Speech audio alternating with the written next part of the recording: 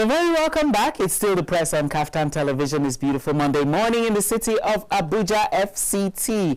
I'm Mickey, and like I promised you, I'm being joined right this moment by our in-house analyst, who's also going to double up and co-present at the beginning this morning. You are very welcome, Princess. Thank you, Mickey. How are you doing? I am so happy to meet you. Same here. You're welcome. It's always a thrill to be two ladies and a double lady tag team. It's very nice. Exactly. I'm excited. I'm excited too, and yes, I'm ready for what the papers holds today. Right. After we hear about the weather. Right. So let me dive straight into the weather, and then I'll hand you over to the papers. So let me see. Let me start from the garden city of Port Harcourt. In Port Harcourt, the weather this morning is posting 26 degrees Celsius on average. It's mostly cloudy. It might rain. That's what it means. I was right. Rainy conditions will set in from 3 to 5 p.m. 2 hours of downpour with thunderstorms expected from 5. A high temperature 32, a low 24. From Port Harcourt, let's go over and see what the weather is like in Lagos. Lagos this morning is 28 degrees Celsius. It's cloudy. It's also posting a high temperature of 32 degrees and a low of 27. Cloudy conditions are expected to continue all day with wind gusts at 14 kilometers per hour. And let's go further north from there. Let's check out the weather in Kaduna. Kaduna this morning is boasting 24 degrees Celsius with mostly cloudy weather as well. High temperature 34, low temperature 23. Partly cloudy conditions from now till 12 noon, then sunny conditions expected. Very sunny it will be at 4 o'clock this afternoon. Let's go from Kaduna over to Kano and check out the weather there. Kano is boasting same 28 degrees Celsius and partly cloudy, a high temperature of 38 degrees, a low temperature of 26 degrees, and cloudy conditions have kicked in already, expected to continue to 10, with mostly sunny conditions kicking it from 11. It's going to be a sunny day in the city of Kano. Let's check out what it's like in Abuja Municipal, 25 degrees Celsius, average mostly cloudy, partly cloudy conditions will set in from 3 to 4 p.m. Then sunny conditions will start from 4 o'clock till about 6. The low temperature this morning in Abuja is 23 degrees Celsius. The high temperature is expected to hit 33 degrees. That's all we have on the weather this morning. So I'm handing you over to my actual namesake. You know my name's Princess. It's here. Oh, people call me Mickey. Wow. My name's Princess. I'm handing you over to my namesake. Go ahead. What's in the front pages this morning? I've seen quite a recalling stories like we have the UTME, the receipted exams, Yes. UTME exam results, and then we have politics, quite lots of politics, you know, with the 2027 election drawing closer, yes. Okay. So we're going to be looking at some of the paper headlines this morning to see what's trending. Right. Yeah. Okay. So I think we'll start with the Nation newspaper. Right. Yeah. All right, on the Nation newspaper, we're having the top headlines here says, Wike's walk back on peace deal sinks PDP deeper in confusion. All right, so that's like the loud headline on the Nations this morning. And then moving forward. That's the Nation. All right, okay, going forward also, we have Potaka refinery on hold for 30 days. You know, just last week there were talks about the Potaka refinery going on break for some quick maintenance, even though some kicked against it. So presently now the refinery is on lock will be on lock for 30 days for some maintenance. That's still a Nation newspaper. And still a Nation newspaper, we have Atiku Obi Amechi at coalition talks. Yes, there's been a lot of these meetings going on and on. Like I said, the 2027 election is not far from us. And so, yes, we're going to be seeing more of this.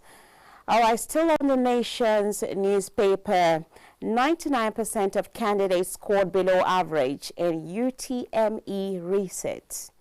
All right, so that's that. Still on the Nation's paper. If you want to read further on that, you find that on page 5. Also, another write on the Nation's paper is power sector reforms raises hope, but challenges linger. That you see on page 2 and page 4. All right, let me see. Before I delve away from the Nation's newspaper, we have a minister indicts Governor Makinde. We also have Anyanwu shifts tomorrow's NEC meeting. All right, these are many other stories you're going to find on the Nation's newspaper headlines. All right, let's move away from the Nation's and go to Daily Independent. Daily Independent. All right, on Daily Independent, we have the loudest headline here says 516 wildlife strikes hit 20 Nigerian airports in 5 years. All right, you're going to see that on the screen if you're looking. All right, so it says attack cause damage to aircraft, endanger passengers, crew.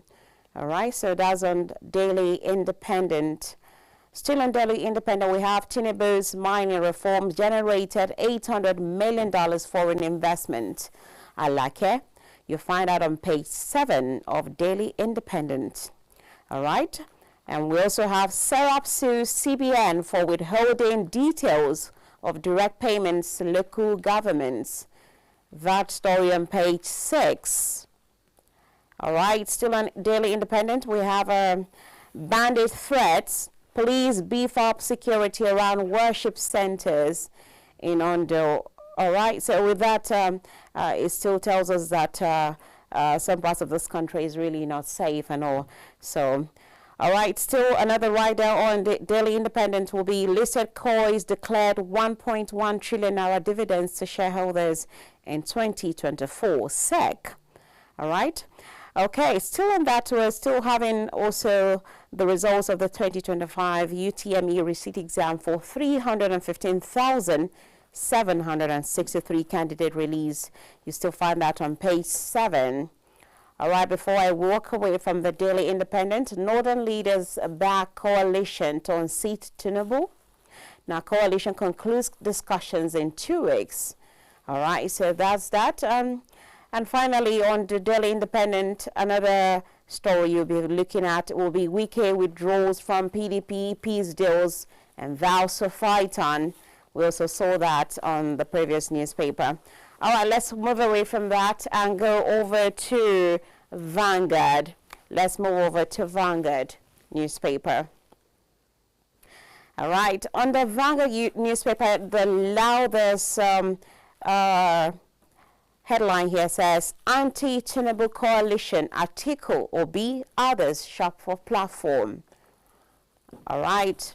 And some of the writers says, Jigawa delegates disrupt coalition meeting. We will conclude talks in 2 weeks, Mosu. That's the ADC chairman. And also, we are considering SDP or new party. Ado. Nigeria's problem can be solved from north. Obi says that. So if you can get more on that on page 5 of Vanguard newspaper. All right, still on that, WAEC NACO releases 5 years withheld Zamfara results after governor clears debt. Wow, 5 years after. Okay, I'm sure that the students must have moved on to other things or rewritten a different exams. All right, still on Vanguard, we have the same story I gave you on Daily Independent. Tinubu's mining reforms attract $800 million foreign investments. I like it on that one. All right, still on that, federal government turns back 8 foreigners without visas. There was a story about no visa, no entry last week on this. All right, another writer says, crisis, PDP, Wike at loggerheads over agreement. Now, the writer says, Makinde Mba betrayed our agreement, Wike. Agreements not binding on us, PDP. You'll find more on that on Vanguard. All right. Still on the UTME, 21,082 candidates absent as 99% scored below 200 in rescheduled UTME jam. You'll find more of the stories on Vanguard newspaper. Okay, let's move away from that and move over to Nigerian Tribune. Nigerian Tribune. Okay. And the screaming headline here says, PDP, Wike withdraws from peace accords. Blames Makinde, vows to fight on until justice is served. Claims credit for most PDP governor's election, and controversy rages over a national secretary. You'll find the story on page 22 of Nigerian Tribune. All right. Federal government launches intra-African air cargo corridor with 50% discount, and this will unlock East and Southern Africa for Nigerian exporters. You'll find the story on page 6. Utomi defends shadow. Utomi defends shadow cabinets, calls for democratic renewal. The story on page 22.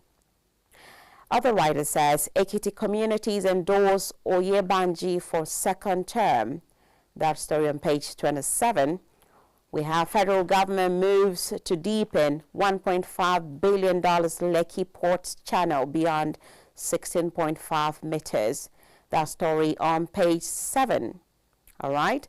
We also have NDLEA intercepts 6.5 billion naira opioids in Lagos. Rivers Sports arrests 2 Britons. Mickey, what do you think about this? All right. Okay, let's go forward. All right, we also have another story here saying that Atiku, Obi, Amechi, others in closed-door meeting with National Political Consultative Group. Tensions flare as Jigawa delegate disrupts meetings. Here's the story. You'll find more of it on page 23 of Nigerian Tribune. All right, so let's walk away from that story and go to The Punch.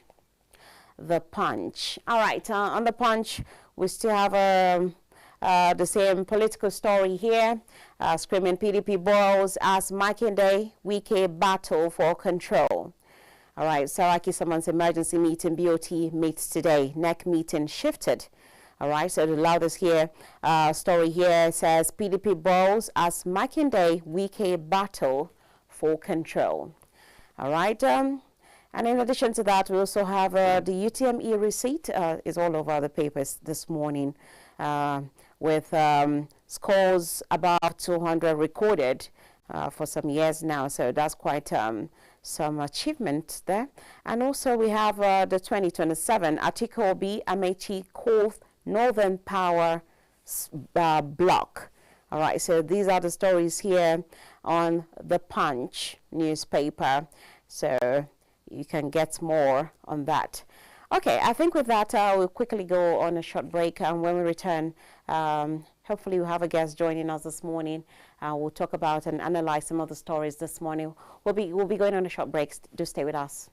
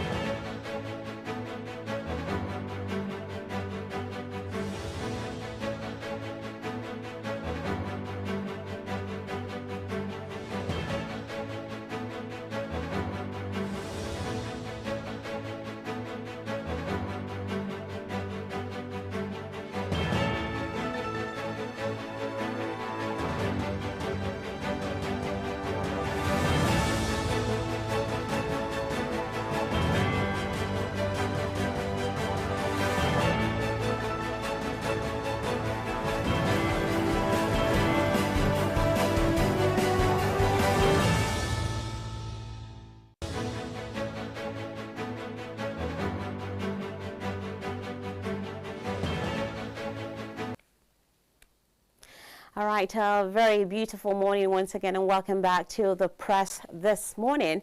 Well, if you're just joining, you've missed quite a lot of the newspaper headlines we brought you this morning before we went on that break. But at this very moment, we'll be analyzing some of the stories, and you know how we do it. We'll be having a guest later joining us on the show. And at some point, you watching us also get to be part of it by calling into our studio numbers and contribute your quota on it. All right, Mickey, you've heard some of the newspaper headlines, and I think some of the ones that were quite prominent will be the UTME results. We have the political stories, and let's look at the UTME research examination that happened last week. What are your thoughts about it?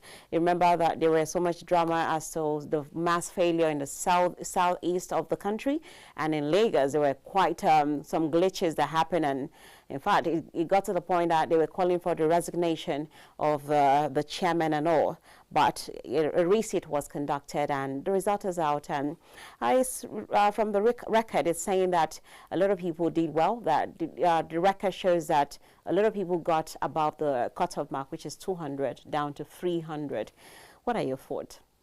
Well, that there was the fact that there were glitches is practically, well, let me not be too hard, but it's unpardonable. How can there be glitches in, and I mean, this is not like a written exam. It's objective. Oh, you know, it's objective and all that. What could possibly have brought those glitches? And then the way and manner the resit was done, you know, as we see from the report, 21,000 plus people missed it. Yes. Because the communication then was, you know, wasn't possible any longer. So there are still glitches. They shouldn't feel, oh, now we've done the exam and we've released it. You've released it with glitches, and these people, that means they have 1 year, not their fault, of not being able to gain admission. And, you know, there's so much hope in them, and this they are dashed by this, you know, this is, I would say, should I say, an act of criminality? It's terrible. Then you said that 99% scored below. 99%, how can that possibly be a good result?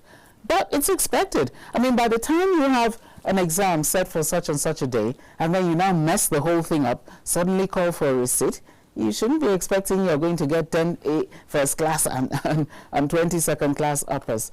So I think my opinion would be that they rescheduled it for too soon.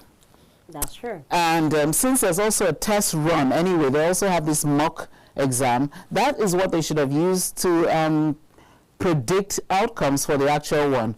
Now there were these glitches. The glitches have happened. The jam couldn't be taken. Then you'd have given yourself enough time and not come and, oh, this looks like a face-saving resit. That's exactly what it is. Total face-saving resit.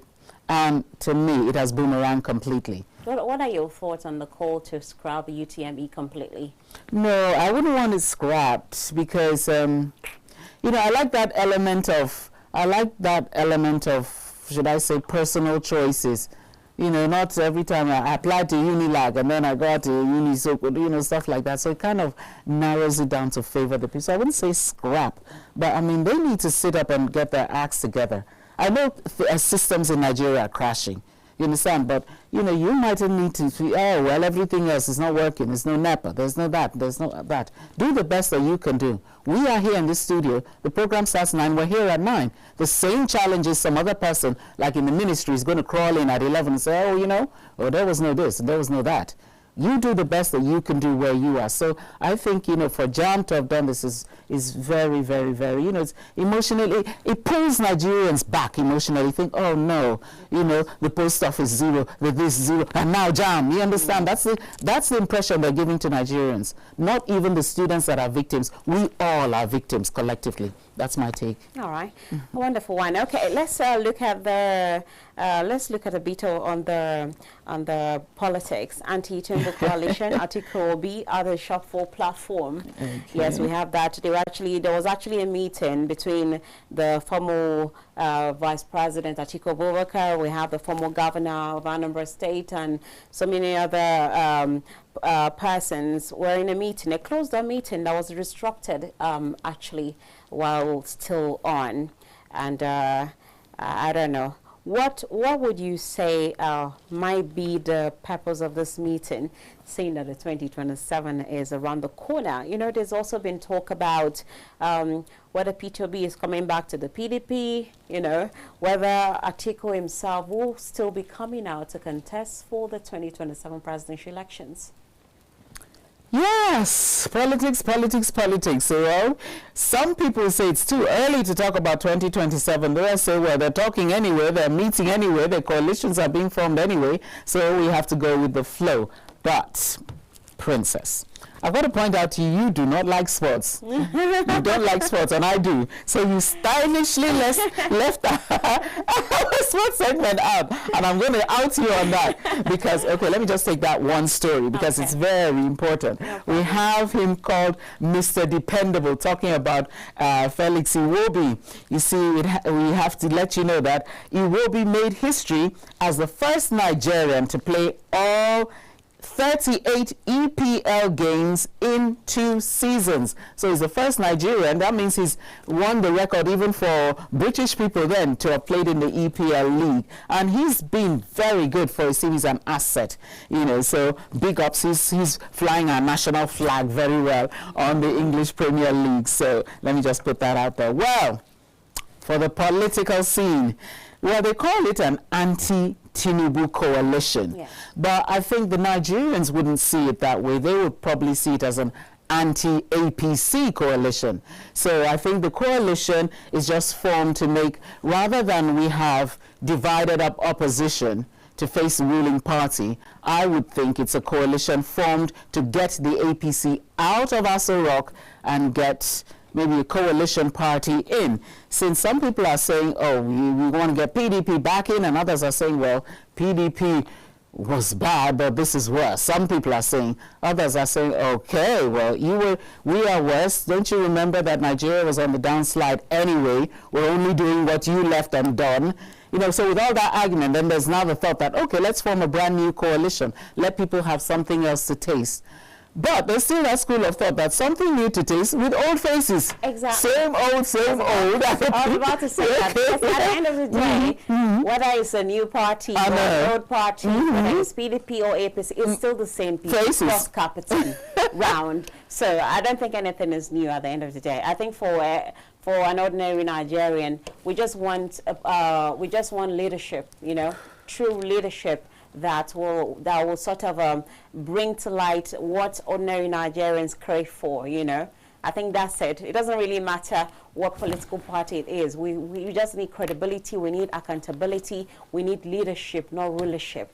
We need all this to keep happening. I think that's what everybody wants. It doesn't really matter because at the end of the day, it's still the same politicians. I know. Circulating themselves. Exactly. Recycling themselves, as I say, recycled politicians. So there's nothing new. Okay, but you also asked another important question. You said, with these the names, the big names you mentioned, would they contest?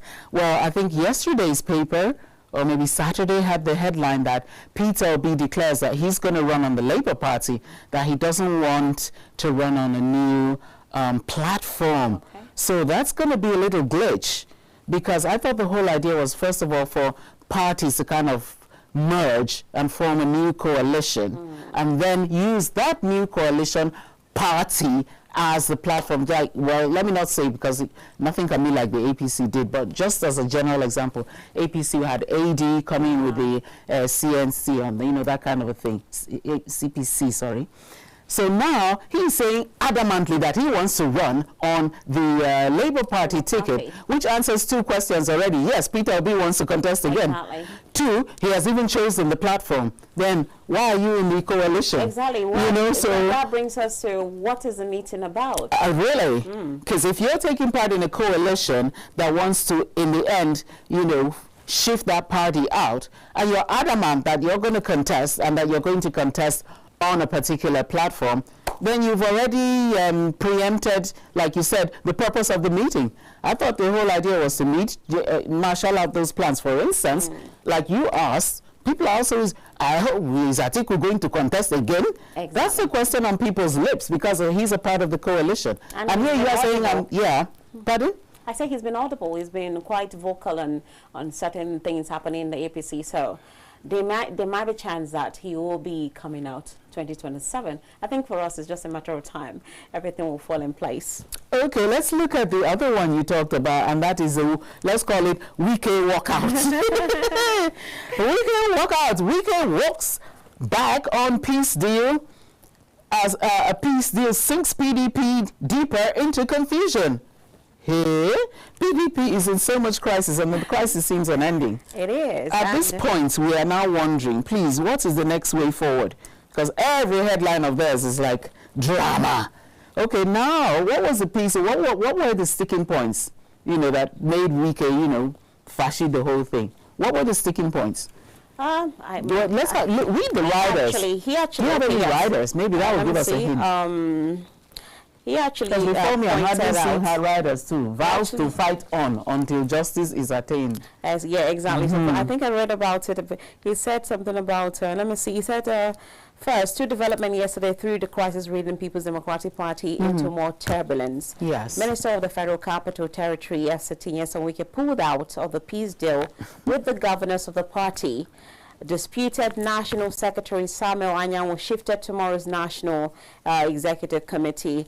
Now going back to that, he says that Anyanwu is relying on his recognition by the Independent National Electoral Commission, INEC, declared as illegal the notice of meeting signed by the Deputy National Secretary. Okay, so this part is Anyanwu. But I think coming back to the Wike's walkout, like you said, I think we boils down. We really do not know the full details. Yeah. But he has been pointing hand at your state governor, Makinde, as to the reason why he's walking out on the peace deal. Okay. Wike has always been a one-man squad. It's like if when he sneezes, everybody shivers. I don't know. Well, we can only conjecture because, we weren't there. But let's try and guess. There must have been something that because he said that Makinde has faltered the agreement. Let's second guess them because I like playing all these funny political games. Makinde wants to contest for the presidency. Okay. That's a possibility. Makinde has been making these little remarks here and there. And he's from the south. So he's saying, Wike, since your bone of contention is that PDP, right, was not forthcoming in taking it to be a southern president, that's why you backed Tinubu. Okay, I'm from the south. So it's as if it's the southern part, then you want me. Because Makinde has been dropping these little hints here and there. I think he wants the presidency. And his tenure, this is his second term and it's coming to an end. So I'm wondering, is that the agreement he's not breaching? Let's play these political games. Okay, that could be it. Okay, let's look at another part. He said then that the Anyanwu part, I think it's tied into it as well. Yeah. Because there are two people contending for that position. In fact, the day the court allowed, I think, the former one, there was problem right here in Wadata House. Violence. It resulted in fisticuffs. The place had to be locked down. Wow. So, I mean, it was really ugly. So I think that's part of it. So he's on the anti-Anyanwu side of it. Yeah, he's on the anti-Anyanwu part because every time he, as secretary, calls for a meeting, Wike will not agree at all. So those meetings don't stand. And if they do, they end up not, releasing what is of relevance to the party as a whole. But that has just resulted in them, presenting themselves as unserious, unserious opposition, unprepared candidacy. Unprepared for the election. If at this point, and they still haven't done their Congress. They haven't. PDP actually been unsettled for quite a while. And I think at this time, because as far as politics is concerned, once election is over, they start gearing up for the next one, which is in 4 years' time. So there's no time is too early or too late when it comes to politics. So I think for this whole matter, they really need to get their act together because there's no time. This is 2025. We have less than 2 years to the election, and there is still this bit of a crisis in the party. Okay.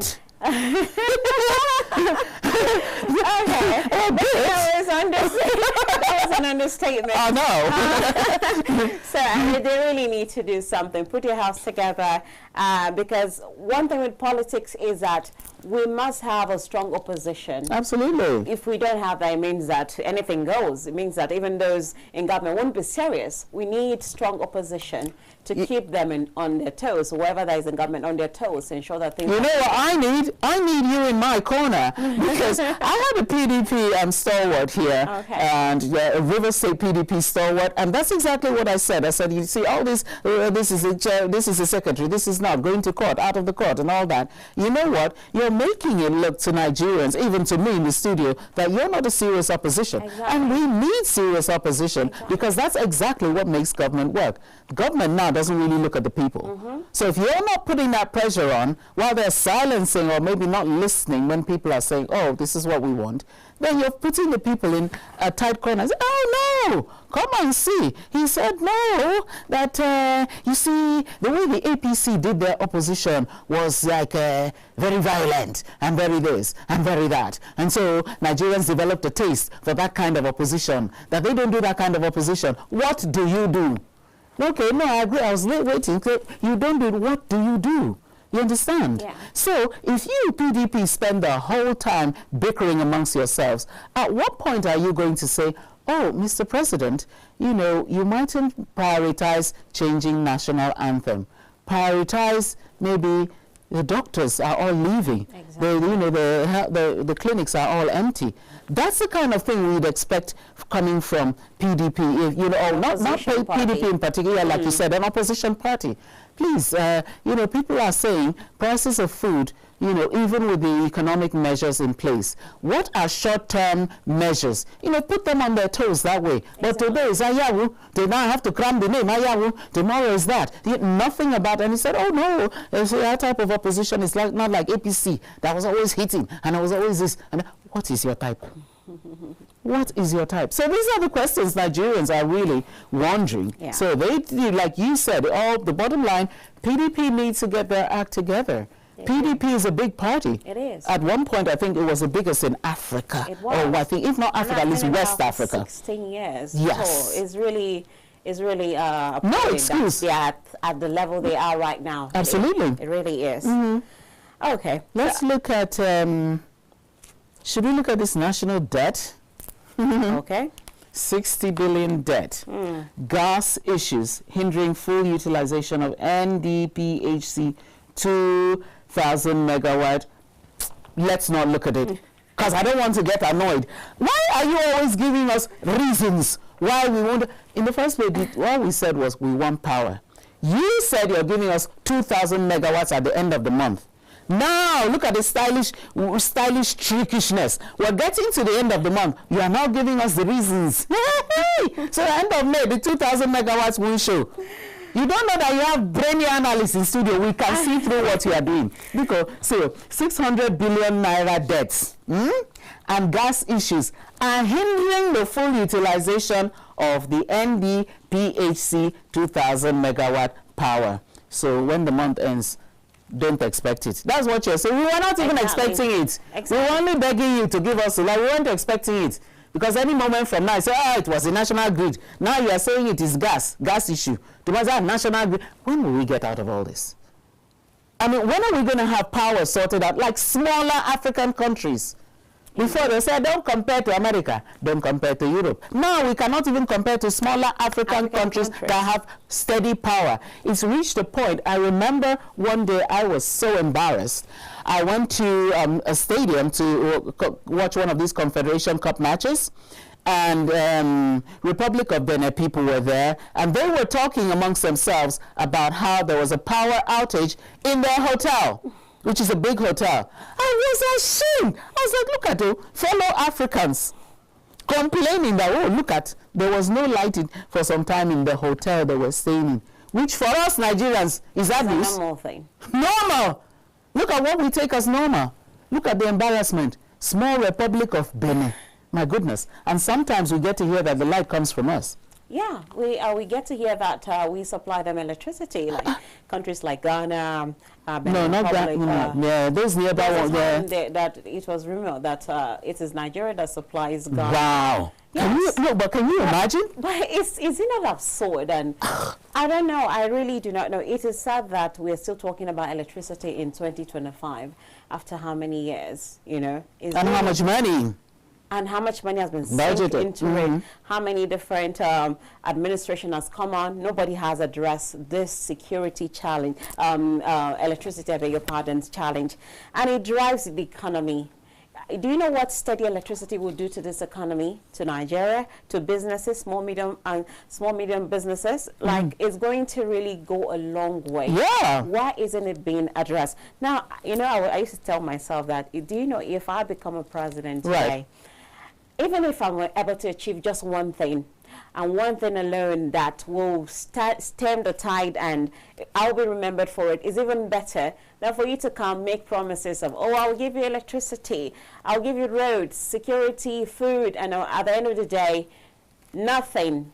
You don't see anything. You don't see one thing, and then one administration is gone, another starts, and they come with the same promises that they don't keep. Nigerians don't even believe promises anymore. We just take things the way we see them each day. Nobody believes what any politician is selling us, except for what we're seeing every day. It's really sad. We're still talking about power sector in our country. A country as big as Nigeria, a country as endowed as Nigeria, as rich as this country is. It's sad, really sad. Okay. What is even worse is not holding the people to account. Because at the end of your 8 years, you don't have any immunity. We are here, we read the headlines, don't we? We see other African leaders going to prison. Former presidents of African countries have spent time in prison for this same kind of a thing. How come the Basanjos and the rest are walking free, having appropriated so much money for electricity with this promise of power, which, we're getting worse every day, not better? How come they are not called? We're not saying, okay, we didn't say throw them into prison, at least call them to account. Is there any refund to be made? Why isn't there electricity? Up to the point you said, maybe your was, this megawatts. You left, you didn't get the megawatts. Can you make some refund? There's nothing like that. Because money are being earmarked for it. And appropriated. Exactly. Earmarked and appropriated. Return the money now, refund the money. Why should Nigerians lose? We lose the money, we lose the power. Electricity, light, we don't see. The money you've taken to do the electricity, we don't see. Then at the end, you turn around and, now we're increasing tariff every day. That's even the worst. To crown our problems is increasing the tariff. Haba! Let's look on. before they make me mad this beautiful morning. Okay, but no wonder you skip the business, because it's the same thing, complaining about power. Residential power users bear brunt as big consumers shun grid. Power is so essential. It is. It's how can we be in the studio reaching you? Exactly. How are you going to get to work and do any work? Because everything now, like you said, is maybe on your mobile phone and that kind of a thing. How life on the earth today is power. Without electric power, we're not on the earth. Nothing works without it. And this joy it brings. Do you know the joy it brings when you see electricity? I don't know if you feel that way where you come back from work and then you see electricity. There's this joy it brings. And sadly, I don't know if you've also noticed the influx that people are now moving away from the national grid to having their own privately owned power through solar systems, inverters and all that. The market is booming and it's really sad. Okay. Yeah, what it's sad is that all these things that we're moving towards are backups. Yeah, they are. So now we have people dying of explosions from their generators, dying from generator fumes. Because your generator is supposed to be your backup power. But now it's your main one, and you're overworking, you're working it to death because your main one has gone into relapse. So now you have people like, oh, my generator exploded. We have generator fumes, people dying. How long is this to continue? All these are backups. They're supposed to be like, maybe if you go out of your main location, maybe to a really, really rural area, then you have to mount up so much solar panel and that and that. No, if you have money, you're going to put it up in your house because you're tired of waiting for NEPA. Yeah, indeed. How long are we going to continue this way? That's a million questions. That's a million question. I know. Okay, well, we have another story here that says mining attracted $800 million investment and 38 billion naira revenue in 2024. Alake, he records 13.9 billion income in the first quarter of 2025. So, mining is like going into solid minerals, right? So if that much has come in, you know, it means that solid minerals is really where I think the government should be looking in the area of this, like we say, economic diversification. This is the kind of thing that we should be looking, because look at, these figures are really good. It is. I hope not on paper, let it be in reality, because he even said first quarter this year, can you imagine, 13.9 billion in the first quarter. We're in the middle of the second. So you can imagine where we're going with this. But the problem now, sorry to say, are the foreign nationals. Or can I be explicit? Am I allowed? The Chinese. The Chinese keep on doing all this illegal mining, bringing Nigerians in. The Nigerians are colluding. But they're doing all this illegal mining. That means so much more money would have been generated if not for these illegal mining spots that they keep, you know, getting into. So we would think, I would think the government really needs to take a look, block all these loopholes for these illegal miners and all these foreigners who come in probably on, you know, tourist visa or business visa with another business in mind, then come in and do this illegal undercover mining, especially at night. And then the conditions they put the Nigerian workers under, of course, since it's illegal, will be very, very hazardous. Exactly. So, you know, if that should be looked into from 2 points, from the safety standpoint as well as from the economic loss. You know, if we could post that much, then we can attract much more. We can definitely attract much more, because there's even been talk some years ago about some mining stations being operated by private individuals. Right. Mine is supposed to be accrued to the government. Now it's not just having this millions of dollars as our profit. The question is, how is this money utilized at the end of the day? Because we're not told about these things. You hear that this money has been realized, but then again, what is the money being used? Where is the money going to? We need accountability, and we rarely have that from our leaders. They need to be accountable to us. That is why we have ministers, commissioners. Their job is to come and tell the people, this was realized, this was gotten, this is how we're using it, and then we're seeing it with our own eyes. It shouldn't be all talk. Right. It should be done. So, why you said that the diversification to other things aside the crude oil is good? Yes, not just this. There are many other things that Nigerians have, not just in terms of minerals, even human resources. Nigeria is really indeed blessed. We're really indeed blessed, but yeah, that's harnessing it. Harnessing it. Right. And then the worst part now, the people that we badly need end up being, you know, should I say poached or harnessed by other countries. Exactly. We badly need nurses. The ratio of nurses to patients is appalling.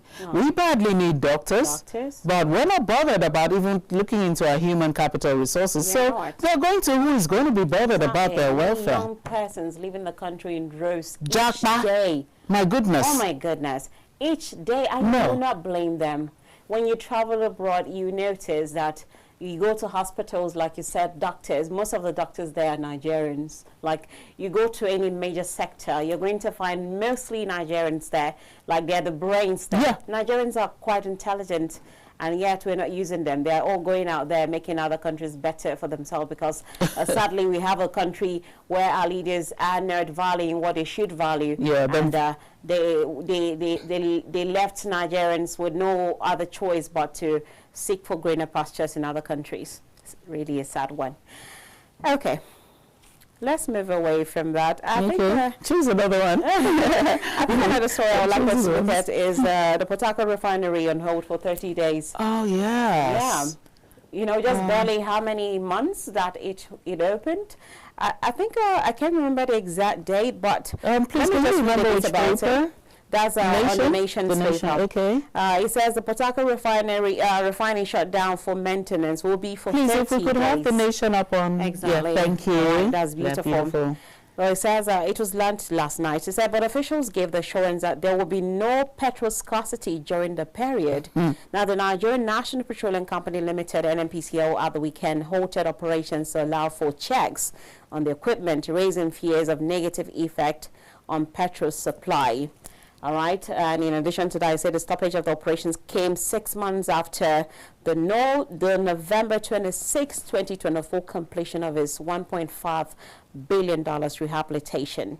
All right, so that's that. So barely a few months after the refinery started working, we're now hearing about it shutting down for maintenance for 30 days, and then the fear that this might exacerbate the hardship already faced by Nigerians, or worse, make the price of petrol go higher, because it's easy for things to go higher in this country than for it to come down. So those are the fears. Those are the fears of Nigerians, and even also the NNPCL is also saying that they are also saying that they're assuring Nigerians that the prices of petrol will not rise. So that's that. Well, I think it raises a couple of questions. If you have just been reopened after, you know, so much money for rehabilitation, why are you being closed? I thought the idea of being reopened was to be open. Why the closure? And for just a very short period, we're shutting down for maintenance. The maintenance period is even almost longer than the time it was even open. So you'll be maintaining more than you're supplying. So should we just remove our eyes from there as our source of supply? We definitely can do that, because are we to face only Dangote? Money has been sinking to that, and so yes, they have a responsibility to ensure that they are working, and not just working, but working efficiently to provide the needed petrol for Nigerians. And we need also, aside from that, we also need the petrol prices to really drop. Nobody is talking about it anymore. Like, it's as if we've accepted our fate. No, you just walk into the filling station and say, how much is yours? Or just fill it up for 20,000, and then you don't bother to find out what your pump price is, because now everybody's feeling trapped. Whatever the price they mention, then you're going to pay. And that's one thing with Nigerians. It's as if we feel the heat for a moment, we'll talk and talk, you know, and then at some point something comes up, we drop it and move on to the next heated conversation. And then we talk about it, at some point it gets dropped. So most times issues are not addressed to the end, to see to that the end, we get to the end or to the point